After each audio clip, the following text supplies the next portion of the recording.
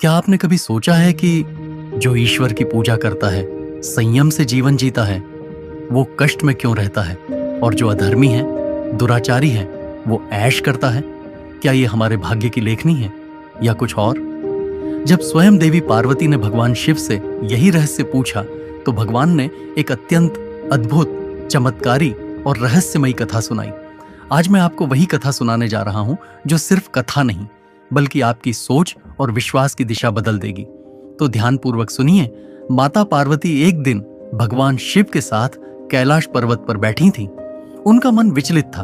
वे देख रही थीं कि संसार में कुछ लोग कठिन तप करते हैं, भक्ति करते हैं, फिर भी दुखी रहते हैं।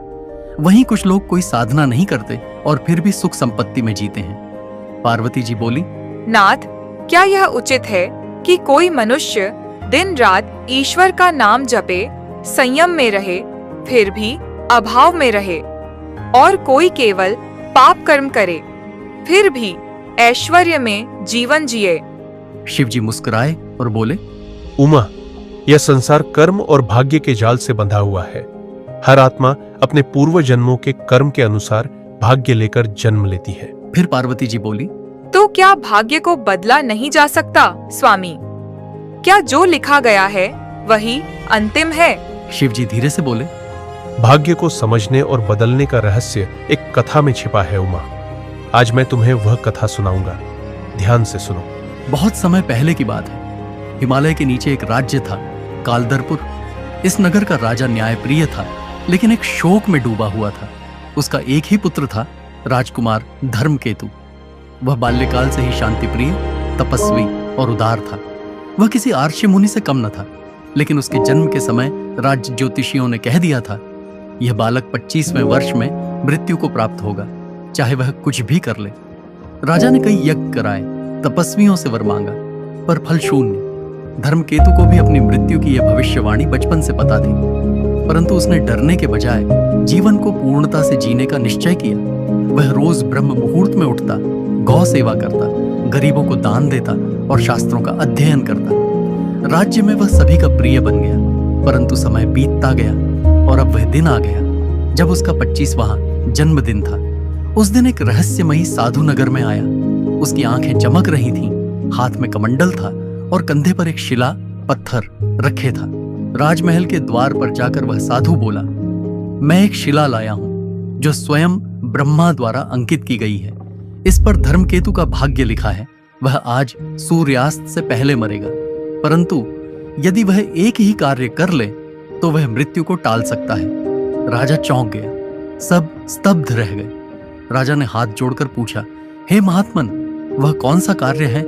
साधु ने कहा, राजकुमार को स्वयं मेरे साथ चलना होगा, एक गुप्त गुफा में, जहां उसके पूर्व जन्म का कर्म अंकित है। वह वहां जाकर कुछ ऐसा देखेगा जो उसका भाग्य बदल सकता है। राजकुमार धर्मकेतु ने किसी हिचकिचाहट के बिना हाँ कर दी। वह साधु के साथ घने जंगलों में गया। रास्ते भर साधु चुप रहा। आखिर एक पुरानी गुफा के सामने रुककर उसने कहा, यह गुफा तुम्हारे पूर्व जन्मों का रहस्य है। जो यहां एक बार प्रवेश करता है वह या तो बदल कर निकलता है या फिर लौटता नहीं। तुम तैयार हो? धर्मकेतु ने सिर झुकाकर कहा, हाँ। जैसे ही वह गुफा के भीतर गया, उसे एक दिव्य दृश्य दिखा। वहां एक जलधारा बह रही थी, जिसमें हर बूंद एक दृश्य दिखा रही थी, जैसे उसकी आत्मा के सारे जन्म उसके सामने रख दिए गए हों। वह देखता है, एक जन्म में वह एक क्रूर सेनापति था जिसने निर्दोषों को मारा था। एक अन्य जन्म में वह एक पाखंडी साधु था और एक जन्म में वह एक चोर था जिसने एक वृद्ध तपस्वी की हत्या कर दी थी। उसकी आंखों से आंसू गिरने लगे। क्या मैं इतना पापी रहा हूं? तभी एक आकाशवाणी हुई, हर कर्म, हर जन्म का फल निश्चित है, परंतु पश्चाताप, सेवा और आत्मज्ञान से भाग्य की लिपि भी मिटाई जा सकती है। पर तुझे अभी एक अंतिम परीक्षा देनी होगी। गुफा से निकलते ही सूर्य अस्त हो गया। राजमहल में शोक फैल गया। लोगों ने समझा राजकुमार मर गया। परंतु कुछ घंटों बाद राजमहल के द्वार पर वही साधु धर्मकेतु साथ साथ लौटे। लोग अवाक रह गए। राजा रो पड़े। साधु मुस्कुराया और बोला, यह वही धर्मकेतु है, पर अब यह नया है। इसने गुफा में अपने पापों को देखा, स्वीकारा और पश्चाताप किया। इसने अपने मन, वचन और कर्म से नया जन्म पाया। इसका भाग्य अब शिला पर नहीं, इसके संकल्प पर लिखा गया है। फिर वह शिला लेकर आकाश की ओर उड़ा और अदृश्य हो गया। भगवान शिव मुस्कुराए और बोले, उमा, भाग्य जन्म से पहले लिखा जाता है, हाँ, परंतु वह पत्थर पर नहीं, रेत पर लिखा होता है, जो कर्म और संकल्प की लहरों से मिटाया जा सकता है। तप, सेवा, भक्ति, आत्मज्ञान, ये भाग्य के सबसे शक्तिशाली लेखनी है। जो यह समझ जाता है वह स्वयं विधाता बन जाता है। तो भक्तों, यदि आपको लगता है कि आपका भाग्य अच्छा नहीं है तो निराश मत होइए।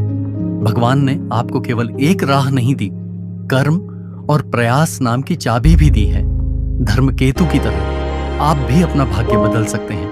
आपका भाग्य आपके हाथ में है।